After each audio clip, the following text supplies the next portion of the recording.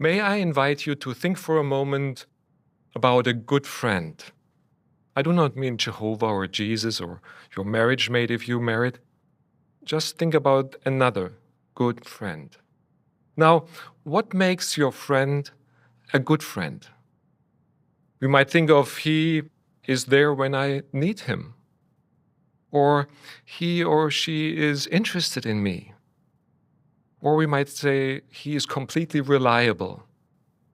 In other words, a friend is a good friend when this is a trustworthy person. And that's why we want to talk for a moment about trust and friendship. So please continue to keep your friend in mind as we go through 3 different questions that we would like to answer. The first one is, why can you trust your friend?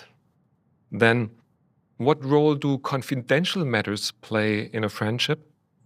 And finally, how can we benefit from the example of Hezekiah? Now, let's start talking about the why. Why can you trust your friend? Wouldn't you agree that the key to identifying someone as a trustworthy person are experiences?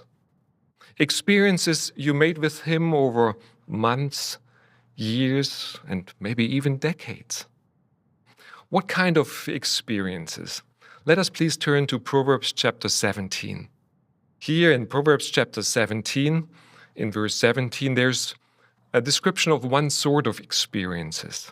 It says here, Proverbs 17:17, a true friend shows love at all times and is a brother who is born for times of distress. So can you think of a moment in your life when you needed help and your friend was there for you? Or he had a listening ear for you when you were troubled? We also talk about experiences that are described in Proverbs chapter 27. And did you ever experience your friend coming to you and talking to you in the way it's being described here in Proverbs chapter 27 in verse 6? This is Proverbs 27 verse 6, where it says, the wounds inflicted by a friend are faithful. Yes, it might have been a painful moment when your friend came to you and shared with you something that he observed and something where you have to change.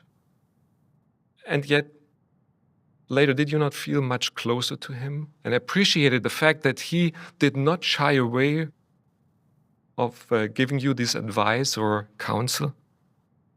And probably you might think of even other experiences you made with that person that brought you to the point where you are now, blessed with a good friend. Experiences with someone create his or her reputation.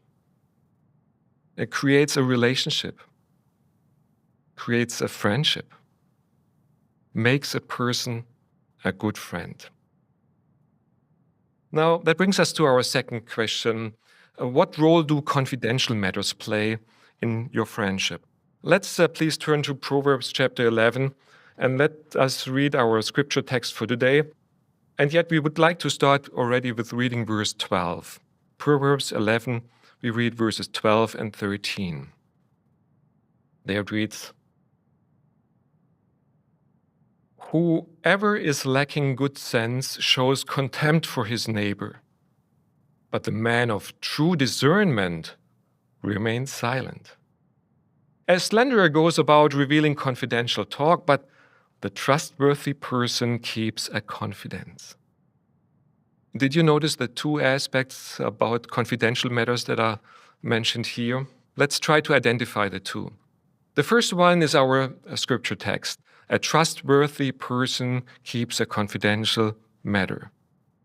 When we find out that our friend talked with others about things we have entrusted to him, this puts our relationship to a test. For example, we might have confided in him by telling him about our feelings or about challenges we are facing. And now we find out that he's revealing it to somebody else.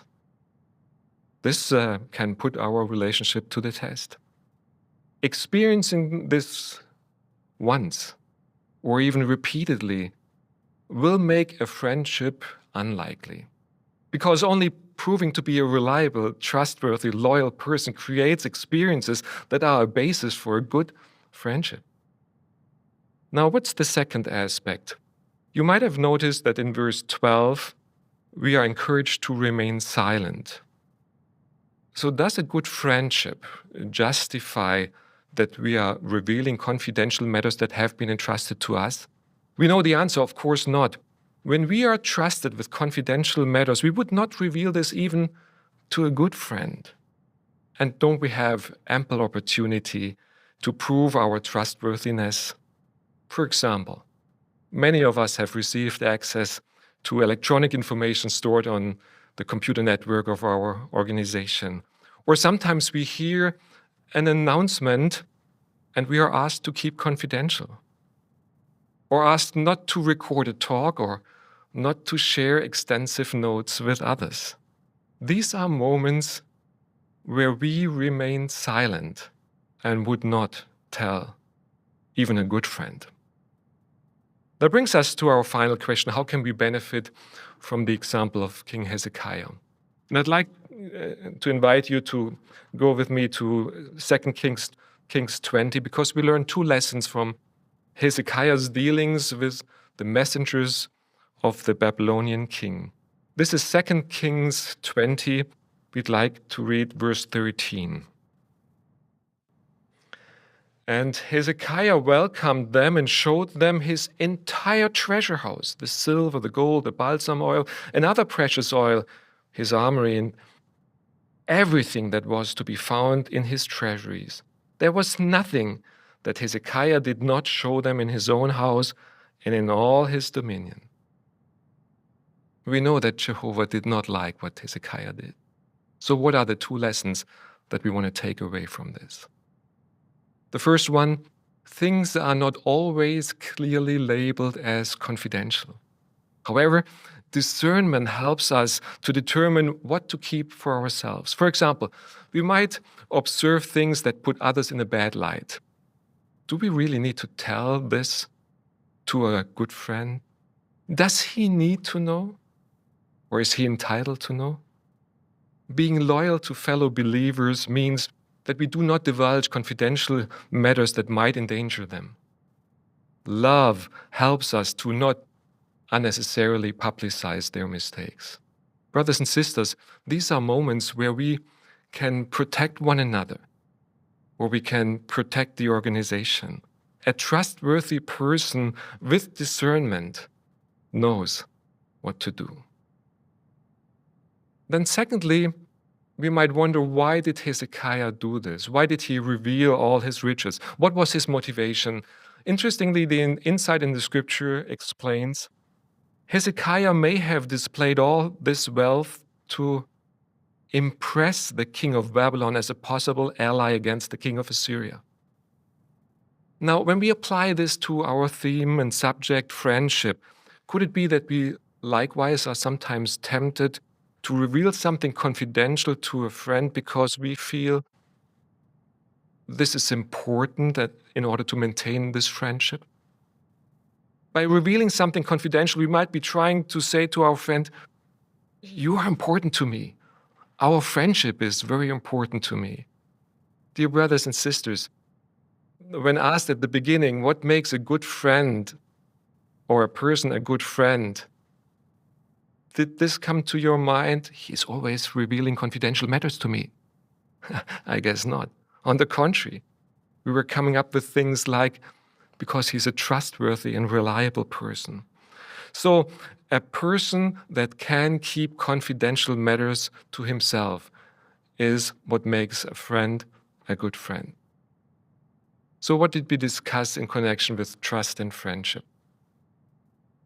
Experiences we share with someone create a reputation and might lead to a friendship with a reliable and trustworthy person. Also, a friendship requires that both persons involved respect confidential matters and understand what these are. And the example of Hezekiah reminded us that revealing confidential matters does not make us attractive. On the contrary, it might make finding a friend very difficult. Our text today leaves no doubt that Jehovah wants to be friends with a trustworthy person, someone who does not reveal confidential matters.